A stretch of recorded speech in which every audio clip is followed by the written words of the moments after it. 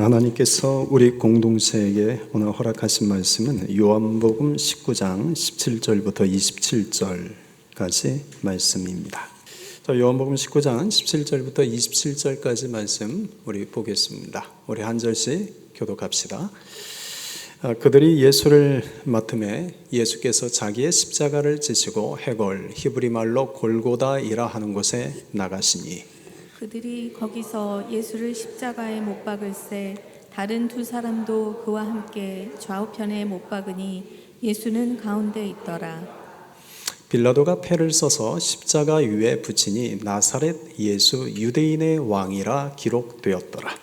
예수께서 못 박히신 곳이 성에서 가까운 고로 많은 유대인이 이 패를 읽는데 히브리와 로마와 헬라 말로 기록되었더라. 유대인의 대제사장들이 빌라도에게 이르되 유대인의 왕이라 쓰지 말고 자칭 유대인의 왕이라 쓰라 하니 빌라도가 대답하되 내가 쓸 것을 썼나 하니라.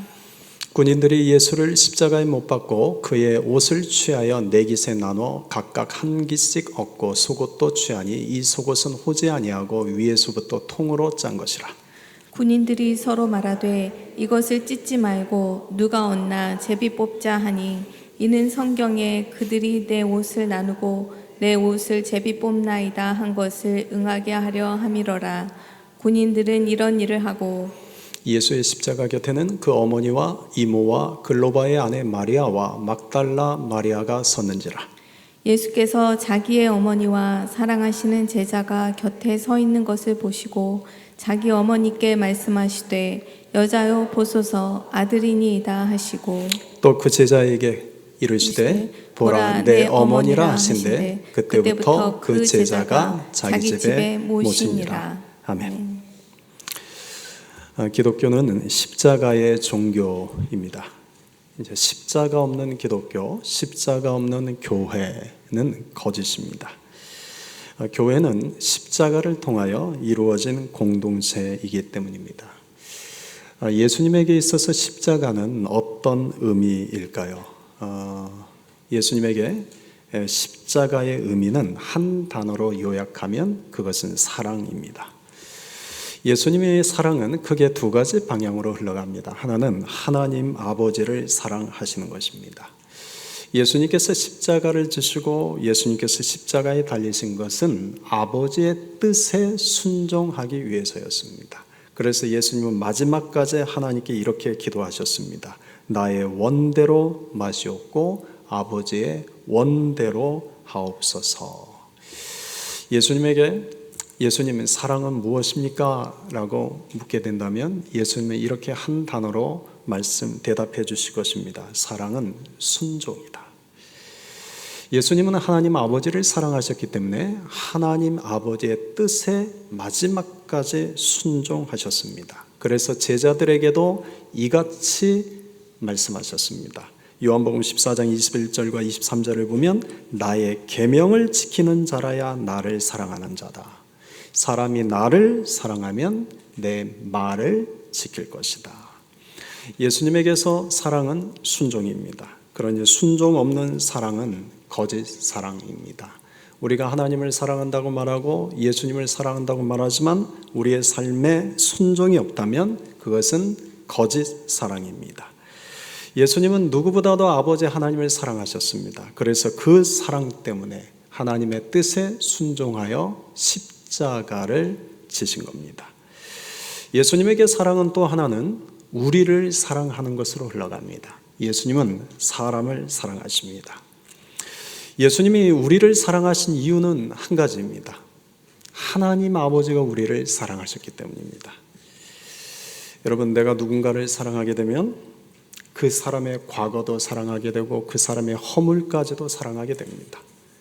내가 사랑하는 그 사람이 좋아하는 사람들을 함께 좋아하게 되고 내가 사랑하는 그 사람이 좋아하는 것들도 함께 좋아하게 됩니다. 배우자를 사랑하기 때문에 배우자의 식구들을 사랑하게 되고 배우자가 좋아하는 모든 것들을 사랑하게 됩니다. 그것이 참 사랑입니다. 여기서 절대 속으로 우리는 안 그런데요 라고 대꾸하지 마십시오. 사랑은 내가 사랑하는 사람이 좋아하는 것을 다 같이 좋아하는 겁니다. 내가 사랑하는 그 사람이 사랑하는 사람도 사랑하는 것입니다. 하나님은 우리를 사랑하십니다. 하나님은 우리를 얼마나 사랑하시는지 성경 66권 전체에 하나님은 곧 구절 구절마다 사랑, 사랑, 사랑, 사랑이라는 단어를 크게 새겨 놓으셨습니다. 하나님이 우리를 사랑하시기 때문에 예수님이 사랑하시는 그 하나님이 사랑하시는 우리들을 예수님도 사랑하십니다. 그러므로 예수님의 십자가는 하나님에 대한 사랑이요 또는 우리에 대한 사랑입니다. 그 십자가에서 예수님 하나님 아버지의 뜻에 순종하기 위해서 또 우리를 위해서 마지막 피 한 방울까지 온전히 흘리셨습니다. 누군가는 예수님이 십자가에 달리신 것을 이같이 표현합니다. 예수님이 달리신 십자가를 꽉 쥐어짜서 흘러나오는 것이 있다면 그것은 사랑이다. 여러분, 우리는 이런 십자가 사랑을 받은 자들입니다. 이것이 우리가 하나님을 사랑하고 우리가 예수님을 사랑해야 할 이유입니다. 여러분은 하나님 사랑하십니까? 예수님 사랑하십니까? 하나님을 사랑하면, 예수님을 사랑하면 예수님 때문에 그분이 사랑하시는 자들도 사랑하게 됩니다. 우리가 예수님을 사랑하면 그 예수님 때문에 주님이 지신 그 십자가를 사랑하는 것입니다. 우리가 예수님을 사랑하면 그 예수님 때문에 때론 예수님이 걸어가신 그 고난의 길도 함께 걸어가고 때론 순교의 길도 걸어가는 것입니다. 율법의 핵심은 크게 두 가지입니다. 하나님 사랑, 이웃 사랑입니다. 하나님 사랑과 사람 사랑이 율법의 가장 중요한 두 가지 핵심입니다. 그런데 예수님이 율법을 폐하러 오신 분이 아닙니다. 예수님은 율법을 완성하러 오셨습니다. 마태복음 5장 17절에서 이같이 증언하십니다. 내가 율법이나 선지자를 폐하러 온 줄로 생각하지 말라.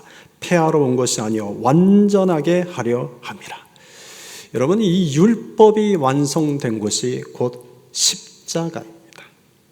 예수님께서 십자가에서 마지막 하신 말씀, 요한복음 19장 30절에 다 이루었다, 다 이루었다, 다 완성했다는 뜻입니다.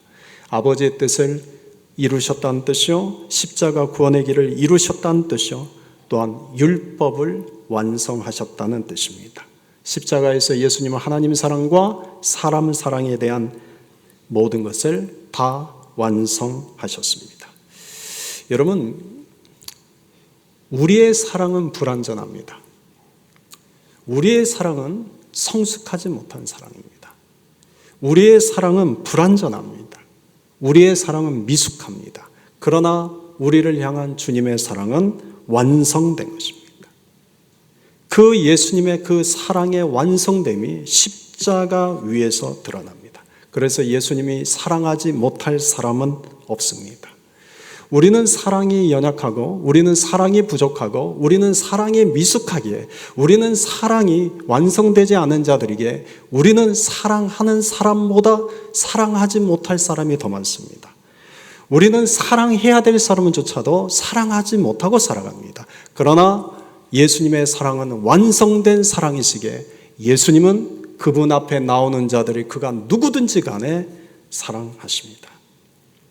최근에 한국에서 어느 이름 있는 배우가 청소년 시기에 행했던 과거에 좋지 못한 일이 드러나서 연예계를 은퇴하는 기사를 봤습니다. 이게 사랑, 이게 세상입니다. 세상은 30년 전에 우리의 과거까지 들춰내서 우리로 하여금 낙심시키고 우리로 하여금 좌절에 만들게 만듭니다. 그러나 주님의 사랑은 과거의 우리의 모습을 기억하지 않습니다. 우리의 과거가 어떠하든지 간에 과거를 돌이켜 다시 들춰내지 않습니다. 주님은 주님 앞에 서 있는 그 모습을 있는 그대로 사랑하십니다. 여러분, 그 사랑이 완성된 것이 바로 십자가입니다. 오늘 본문은 예수님이 그 십자가를 지시고 이제 골고다 언덕을 향해 올라가는 것으로 시작합니다. 우리 같이 17절 같이 읽읍시다. 그들이 예수를 맡음에 예수께서 자기의 십자가를 지시고 해골 히브리 말로 골고다라 하는 곳에 나가시니. 이 골고다 해골이라는 뜻을 가진 히브리어입니다. 이 골고다를 우리는 갈보리라고 부르는 것은 라틴어 칼바리아를 영어로 음력한 것으로 그 뜻 역시 해골입니다. 그러니까 골고다 언덕, 갈보리 언덕, 해골 언덕은 모두 명칭만 다를 뿐 같은 의미입니다. 한마디로 죽음의 언덕입니다. 예수님은 이 죽음의 언덕을 향하여 십자가를 지고 가십니다. 그런데 17절 본문에서 제 마음에 깊이 묵상되는 두 개의 단어가 있었습니다. 하나는 자기의 십자가라는 단어와 해골이라는 단어입니다. 여러분, 지금 예수님이 지고 가신 그 십자가를 자기의 십자가라고 성경은 기록하고 있습니다. 그런데 여러분, 예수님이 지고 가신 이 십자가는 실은 우리가 지고 가야 할 우리의 십자가입니다. 예수님은 죄가 없으시지만 우리는 죄 있는 자들입니다. 예수님은 십자가에 달리지 않으셔도 되지만 우리는 죄로 인해 그 십자가에 달릴 수밖에 없는 자들입니다. 그런데 죄 없는 예수님이 우리를 대신해서 우리가 져야 할 그 십자가를 자기의 십자가로 여기신 겁니다.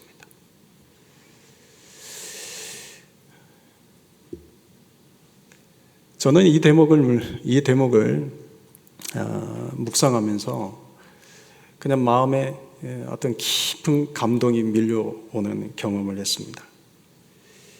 내가 져야 할 십자가를 예수님은 너의 십자가라고 말씀하지 않고 자기의 십자가로 여겨주십니다. 우리가 져야 할 우리의 십자가인데 예수님은 그것이 자기의 십자가라고 여기시고 그 십자가를 지고 죽음의 언덕까지 올라가십니다. 여러분, 이것이 율법과 복음의 차이입니다. 율법은 내가 지은 죄에 대한 죄값을 내가 치르는 것입니다. 여러분 각자가 짓는 죄에 대한 죄값을 여러분 각자가 치르는 것이 율법입니다. 그런데 복음은 내가 지은 죄에 대한 죄값을 예수님이 대신 치르시는 겁니다. 율법은 자기 십자가만 지고 가는 자들의 모임입니다. 율법은 늘 자기 십자가들만 지고 가는 겁니다. 그런데 복음은 남의 십자가도 자기 십자가처럼 여기고 함께 지고 가는 것입니다. 그래서 복음을 지배하는 것은 사랑입니다. 율법이 강한 공동체가 있고 이 복음이 강한 공동체가 있습니다. 율법이 강한 공동체는 남의 죄와 허물에 대한 판단과 정죄, 비난이 강합니다. 왜냐하면 남의 십자가를 나의 십자가로 여기지 않기 때문입니다. 그러나 복음이 강한 공동체는 사랑이 강합니다. 남의 죄도 나의 죄요, 남의 허물도 나의 허물로 여기기 때문입니다. 유대인들은 율법 공동체입니다. 그러나 교회는 복음의 공동체입니다. 그러므로 교회 안에 지배하는 것은 사랑이어야 합니다. 그 사랑은 남의 십자가와 나의 십자가를 서로 구분하지 않습니다. 남의 십자가와 나의 십자가를 서로 분리하지 않습니다. 남의 십자가마저 자기 십자가로 여기는 사랑의 마음이 있습니다. 남을 나보다 못한 자로 여기는 것이 아니라 남을 나보다 나은 존재로 여깁니다. 남의 죄를 나의 죄로 여기고 남의 허물을 나의 허물로 여깁니다. 그래서 하나님께 남의 죄와 나의 허물도 나의 죄와 나의 허물인 것처럼 회개 기도하는 것입니다. 여러분, 예수님이 우리가 지고 가야 할 십자가를 자기 십자가로 여기셨습니다. 그리고 해골이라는 불리는 그 언덕까지, 그 죽음의 언덕까지 그 십자가를 대신 지고 올라가셨습니다. 여러분, 해골이라는 것은, 해골은 그 단어 자체로 생명이 없습니다. 죽음입니다. 희망은 없고 절망밖에 없습니다. 여러분 중에 지금 내 인생이 해골처럼 느껴지는 분이 있을지 모릅니다. 희망은 없고 절망이 가득하고 생명의 활기는 없고 죽음의 그림자가 가득한 상황에 처해 있는 분이 계실지 모릅니다. 내 가정이 이 해골과 같은 상황일 수도 있습니다. 내 자녀들이 이 해골과 같은 상황일 수도 있습니다. 내가 하는 일들이 이 해골과 같은 상황일 수도 있습니다. 그런데 기쁨의 소식이 있습니다. 희망의 소식이 있습니다. 지금 예수님이 자기 십자가를 주시고 그 해골이라 불리는 그곳에 다가오고 계십니다. 18절입니다. 그들이 거기서 예수를 십자가에 못 박을세. 예수님은 그 해골 위에 십자가를 세우셨습니다. 예수님은 그 해골 위에 십자가에 달리셨습니다. 그런데 예수님이 달리신 그 십자가 양옆에는 두 강도가 있었습니다. 한 강도가 예수님을 보고 이렇게 비방을 하기 시작했습니다. 네가 그리스도가 아니냐? 너와 우리를 구원하라. 여러분, 이것을 우리식으로 표현하면 어떤 뜻이겠습니까? 지금 이 강도가 예수님을 향하여 너나 잘하세요. 너나 잘하세요. 라고 비방하는 겁니다. 그런데 반대편에 있던 다른 강도가 그 강도를 꾸짖습니다. 그리고 예수님께 이같이 간구합니다. 예수여, 당신의 나라에 임하실 때에 나를 기억하소서. 나를 기억하소서. 그래서 예수님이 그 강도에게 말씀하십니다. 오늘 네가 나와 함께 낙원에 있으리라. 여러분 보십시오. 해골의 언덕에 예수님 곁에 양 강도가 서 있습니다. 그런데 그 중에 한 강도는 결국 인생이 죽음으로 끝납니다. 그러나 다른 한 강도는 그 자리에서 해골이 생명으로 바뀌게 됩니다. 죽음과 절망이 다시 새로운 소망으로 바꾸게 됩니다. 여러분, 예수님이 어떤 분이시냐? 예수님은 어느 곳에 오시느냐? 여러분, 예수님은 생명이 넘치는 곳에 오시지 않습니다. 예수님의 생명이 넘치는 곳에 오시지 않아도 그곳에 이미 생명이 넘치기 때문입니다. 그런데 예수님이 오시는 것은 죽음이 넘치는 곳입니다.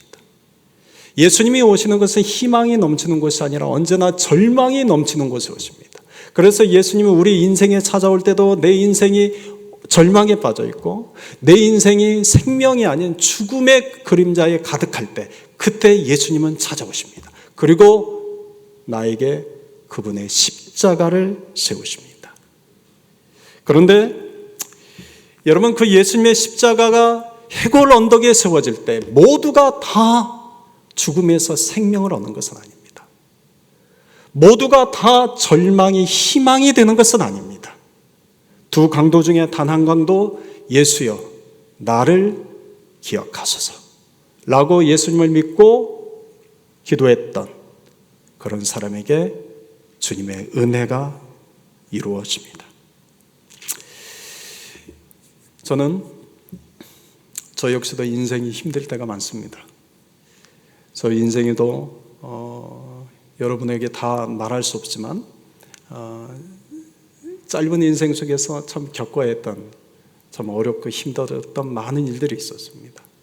그런데 그 어렵고 힘들 때마다 저는 하나님에 대해서 이런 고백을 합니다. 하나님은 어떤 분이신가? 그저 이걸 하나님의 특징이라고 말하면 저는 이렇게 하나님의 특징을 믿습니다. 첫째, 하나님은 언제나 가장 좋은 것을 주시는 분이라는 것을 믿습니다. 마태복음 7장 11절의 말씀이 증언합니다. 같이 한번 읽을까요?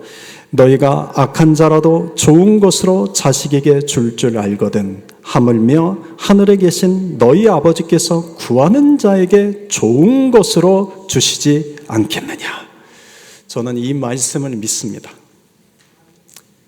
하늘에 계신 하나님은 나의 아버지이십니다. 그 아버지는 나에게 언제나 가장 좋은 것을 주시는 분이라고 저는 믿습니다. 둘째, 저는 하나님은 언제나 우리의 길을 인도하시는 분이라는 것을 믿습니다. 시편 48편 14절의 말씀이 증언합니다. 같이 읽겠습니다. 이 하나님은 영원히 우리 하나님이시니 그가 우리를 죽을 때까지 인도하시리로다. 저는 이 말씀을 믿습니다. 하나님은 저를 죽을 때까지 인도하시는 분이십니다. 그런데 그 인도하시는 그 길은 지금은 모르지만 나중에는 알게 될 것입니다. 그 길이 가장 선한 길이었다는 것을 알게 될 것입니다. 저는 이것을 믿습니다. 셋째, 하나님은 우리에게 언제나 미래와 희망을 주시는 분이라는 것을 믿습니다. 예레미야서 29장 11절 말씀이 증언합니다. 같이 읽겠습니다. 여호와의 말씀이니라 너희를 향한 나의 생각을 내가 아나니 평안이요 재앙이 아니니라 너희에게 미래와 희망을 주는 것이니라. 아멘. 저는 이 말씀을 믿습니다. 내 삶이 아무리 재앙이 임한 것처럼 보인다 할지라도 결국 하나님이 우리에게 주시려는 것은 미래와 희망임을 믿습니다. 넷째, 하나님은 우리에게 쏟아지는 저주를 변하여 복이 되게 하시는 분이라는 것을 믿습니다. 느헤미야서 13장 2절 말씀이 증언합니다. 같이 읽겠습니다. 그러나 우리 하나님이 그 저주를 돌이켜 복이 되게 하셨다. 여러분, 우리는 그리스도인들이요, 우리는 하나님의 자녀들입니다. 여러분, 하나님의 자녀들은 저주를 받을까요? 저주받지 않을까요? 그리스도인들은 저주를 받을까요? 저주받지 않을까요? 저주받지 않습니다. 발락이 발람을 사주해서 하나님의 백성들 이스라엘을 저주하게 했습니다. 그런데 하나님께서는 이스라엘 백성들을 저주하라고 사주한 그 발락에게 저주가 임하게 하시고 오히려 이스라엘 백성들에게는 저주가 변하여 복이 되게 하셨습니다. 여러분, 우리 그리스도인들은 죄와 율법의 저주에서 속량받은 자들입니다. 여러분, 귀신들은 우리를 늘, 어둠의 영들은 늘 우리를 참소합니다. 저주합니다. 우리를 저주하는 것은 어둠의 영 귀신뿐만 아니죠. 여러분 살면서도 누군가가 여러분들을 저주하는 말 혹시 들어보셨습니까? 누군가는 우리를 계속 저주합니다.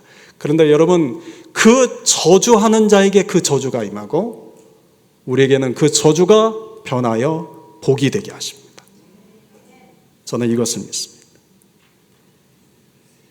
내 주변이 저주받은 것처럼 여겨지는 상황이 있을 수 있습니다.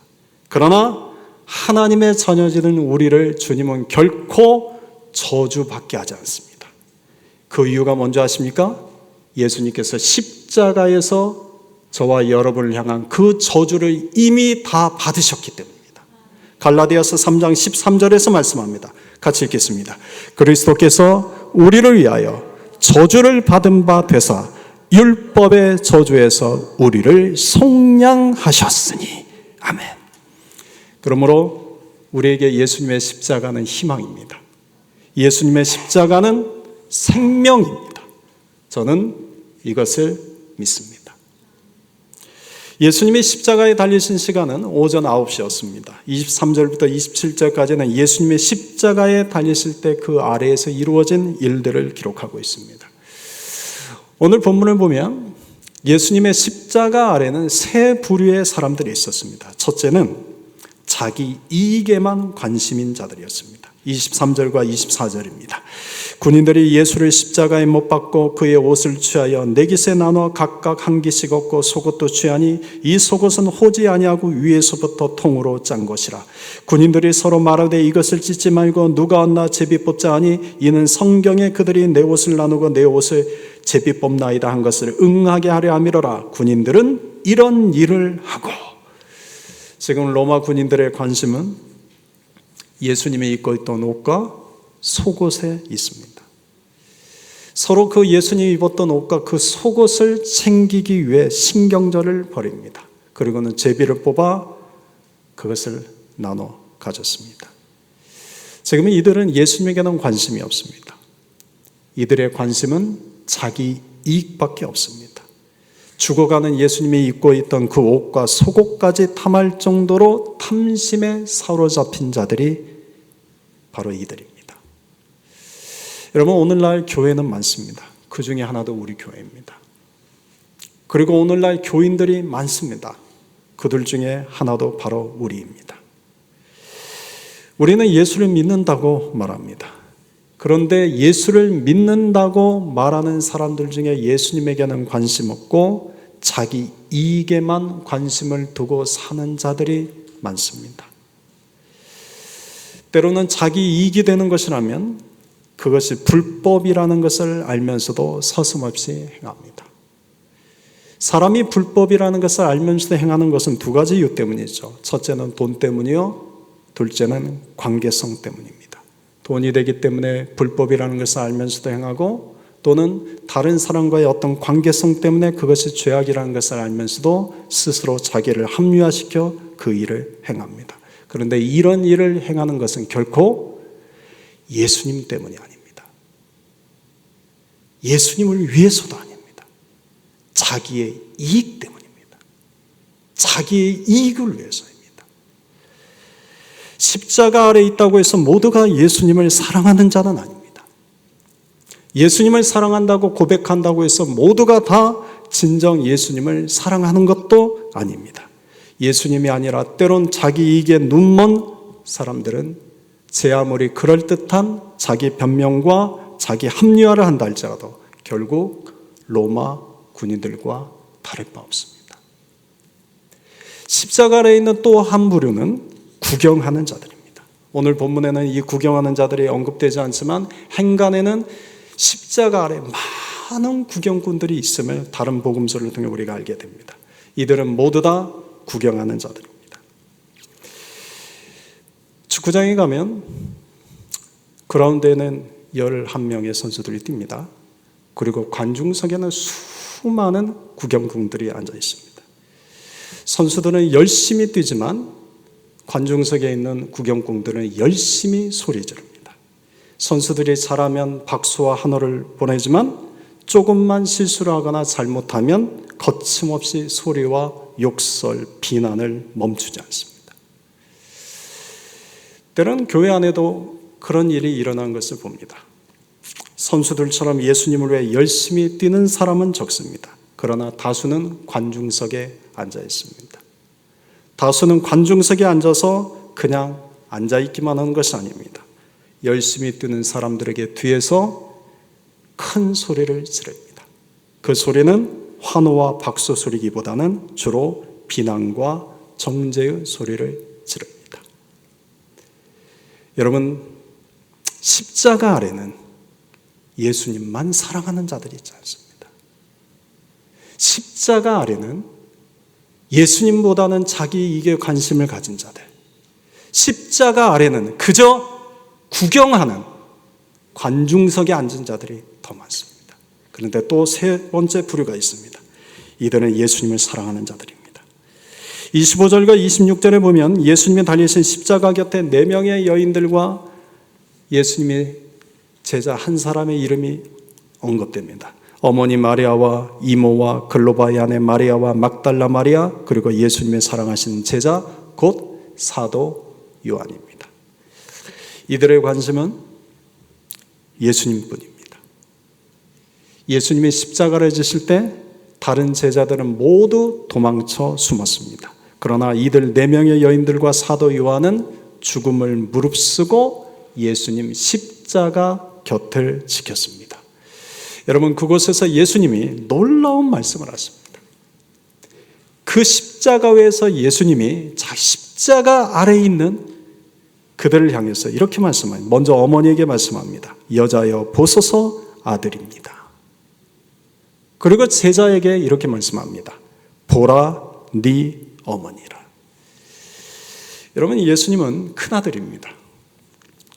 예수님에게는 남동생이 4명이나 있었습니다.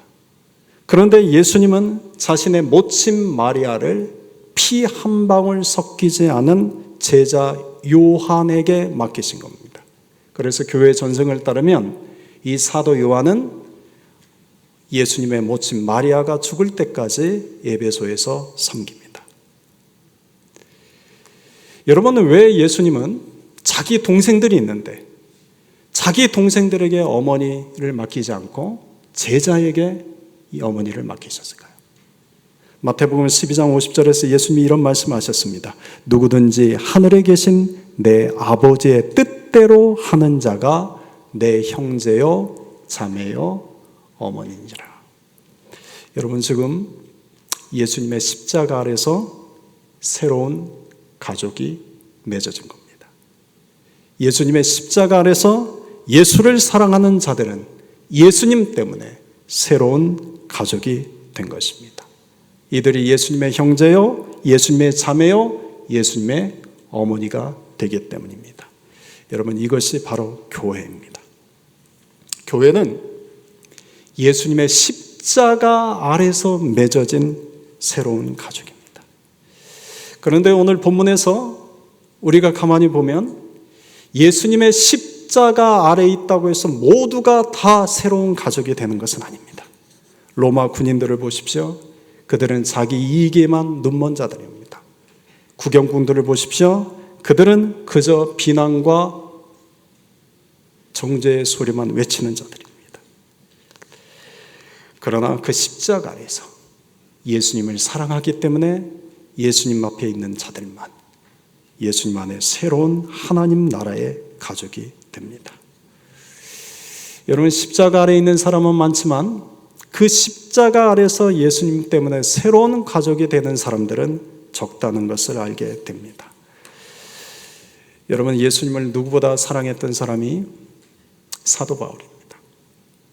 그 사도 바울은 골로새서 1장 24절에서 이렇게 고백을 했습니다. 같이 읽어볼까요? 나는 이제 너희를 위하여 받는 괴로움을 기뻐하고 그리스도의 남은 고난을 그의 몸된 교회를 위하여 내 육체에 채우노라. 여러분, 바울이 이런 고백을 할 수 있다는 것은 그만큼 그는 예수님을 사랑했기 때문입니다. 오늘 본문 25절을 보면 예수님을 사랑하는 이들을 일컬어 이렇게 표현하고 있습니다. 예수의 십자가 곁에 서 있는 자들. 여러분, 어디에 서 있습니까?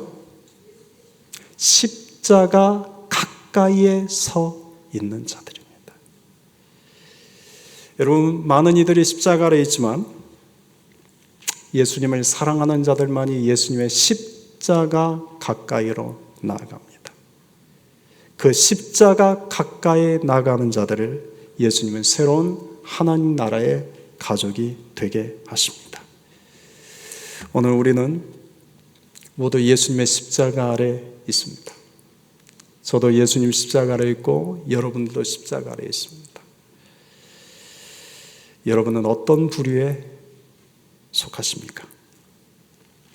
예수님에 대한 관심보다 자기 이익에 더 관심을 기울이는 로마 군인들과 같은 부류이십니까? 아니면 멀리서 구경만 하는 군중들과 같은 부류이십니까? 아니면 예수님을 사랑하기 때문에 그 십자가 가까이에 나아가려는 자이십니까? 예수님을 사랑하는 자들이 됩시다. 예수님을 사랑하기 때문에 예수님의 십자가 가까이 나아가는 자들이 됩시다. 때론 고난이 있고 힘듦이 있고 어려움이 있다 할지라도 십자가 가까이 나아가 예수님을 바라보는 자들이 됩시다. 그 십자가를 사랑하고 그 십자가 아래서 예수님과 새로운 가족이 되는 은혜 우리 모두에게 주어지기를 주님의 이름으로 축원드립니다. 아멘.